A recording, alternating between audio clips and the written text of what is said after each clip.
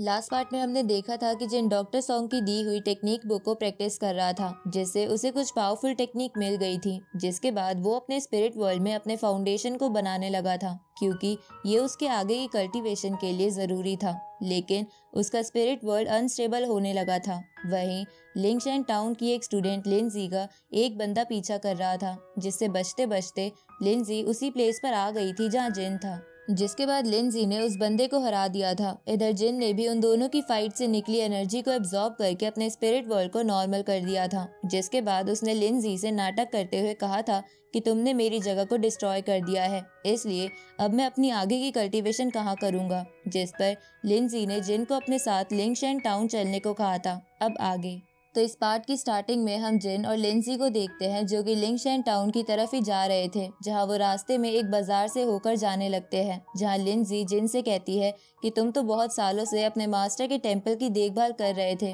इसलिए आज मैं तुम्हें बाहरी दुनिया के बारे में बताऊंगी। ये सुनकर जिन मन में बोलता है कि मैंने इससे ज्यादा दुनिया देखी है, लेकिन इस बेवकूफ को ये बात पता ही नहीं।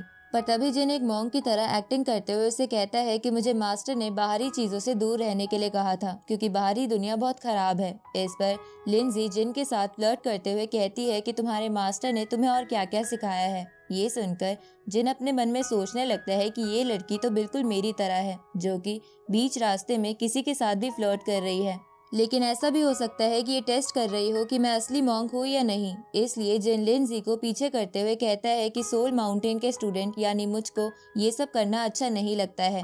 इसके बाद लिंजी उसे कहती है कि इस सिटी का नाम जीमो सिटी है और इस सिटी में बाहर के लोग बिजनेस के लिए आते रहते हैं, इसलिए हमें यहाँ जल्दी से रहने के लिए रूम लेना होगा, क्योंकि हम आगे का सफर कल करेंगे। लेकिन अगर हमने जल्दी ही रूम नहीं लिया तो हमें एक ही रूम शेयर करना होगा। ये सुनकर जिन कहता है कि ये तो अच्छी बात है, क्योंकि मैं तुम्हें रात को बुद्धा और ताओइज्म की कुछ टेक्निक्स भी सिखा दूंगा। जिस पर लिंजी उसे कहती है कि तुम तो बहुत बोरिंग पर्सन हो, क्योंकि कौन लड़का रात में ये सब करता है। अब वो दोनों आगे जाने लगते हैं। तभी उन्हें एक बंदा दिखता है, जो कि चिल्ला चिल्ला के कह रहा था कि मैं सोल माउंटेन का सबसे स्ट्रॉन्ग स्टूडेंट हूँ। साथ ही वो सबको बुद्धा की टेक्निक सिखाने के बदले पैसे मांग रहा था।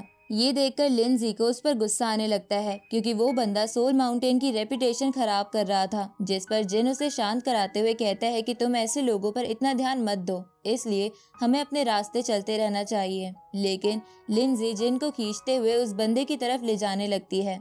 वहीं उस बंदे को दूर खड़ा एक दूसरा पर्सन, जिसका नाम वैंगजी था, वो भी देख रहा था। तभी उसका सर्वेंट उससे कहता है कि यंग मास्टर, क्या आप इस सोल माउंटेन के स्टूडेंट को सबक सिखाना चाहेंगे। जिस पर वैंगजी उससे कहता है कि इतनी जल्दबाजी करने की कोई जरूरत नहीं है। इस तरफ लिंजी उस बंदे के पास आकर गुस्से में कहती है कि तुम्हारी हिम्मत कैसे हुई सोल माउंटेन का स्टूडेंट बनकर लोगों को बेवकूफ बनाने की। जिस पर वो बंदा सोल माउंटेन ब्रेसलेट दिखाते हुए कहता है कि मैं किसी को बेवकूफ नहीं बना रहा हूँ और मैं सच में सोल माउंटेन का स्टूडेंट हूँ। तो लिंजी जिन को उस ब्रेसलेट को चेक करने को कहती है कि ये ब्रेसलेट असली है या नकली। तो जिन अपनी स्पेशल आई से उस ब्रेसलेट को स्कैन करने लगता है।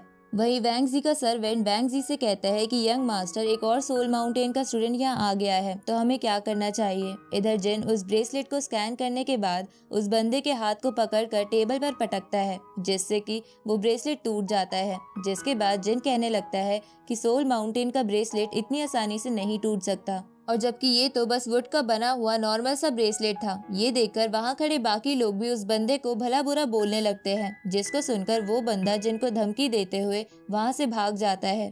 तो उसके जाने के बाद लिंजी भी जिन की तारीफ करते हुए उसे आगे ले जाने लगती है। वही वैंगजी ये सब देखकर कहने लगता है कि ये लड़का सोल माउंटेन का स्टूडेंट है, लेकिन फिर भी बीच रास्ते पर लड़कियों के साथ फ्लर्ट करते हुए जा रहा है। वैंगजी ऐसा इसलिए कहता है क्योंकि उसे लग रहा था कि जिन सच में सोल माउंटेन का स्टूडेंट है, जबकि जब जिन वहाँ गया था तो वहाँ तो कोई मास्टर था ही नहीं। तभी उसका सर्वेंट वैंगजी से कहता है कि क्या हमें उन दोनों को पकड़ लेना चाहिए। तो वैंगजी कहता है कि उस लड़की की पावर बहुत ज्यादा है, लेकिन वो लड़का बस दाओइज्म सीड रिलीम पर है। इसके बाद वैंगजी अपने सर्वेंट को जिन पर नजर रखने को बोल देता है।